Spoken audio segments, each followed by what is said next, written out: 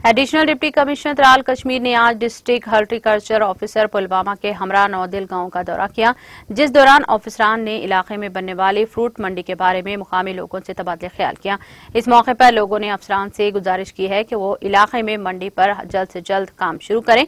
इधर एडीसी त्राल ने मीडिया को बताया कि उन्होंने मंडी के लिए वक्फ की गई जमीन का जायजा लिया और यकीन दहानी करवाई कि प्रोजेक्ट पर जल्द काम अमल में लाया जाएगा ताकि यहाँ के सबब काश्तकारों के लिए आसानी हो।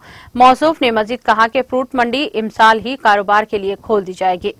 डीना डिमांड है यहाँ नौदल में, ये ऑलरेडी लैंड आइडेंटिफाई हो चुकी थी, लेकिन थोड़ा प्रोसेस में ये कमी की वजह से आज हमने हॉर्टिकल्चर डिपार्टमेंट के जो ये CHO हैं उनको आज हमने यहीं पे मौके पे ही इसकी जो पोजीशन दे दी है। अब मैं उम्मीद करता हूं कि इन्हीं दिनों में ये जो है काम स्टार्ट हो जाएगा और इस सीज़न का जो काम मंडी का वो यहाँ से स्टार्ट हो जाएगा। ये एक खुश आइंद बात है जो मैं मीडिया के ज़रिए से लोगों तक पहुँचाना चाहता हूँ, ताकि जो रेट का जो सिस्टम होता है फ्रूट का वो एक मुनज़्ज़म तरीके से यहाँ पे राइज हो जाए।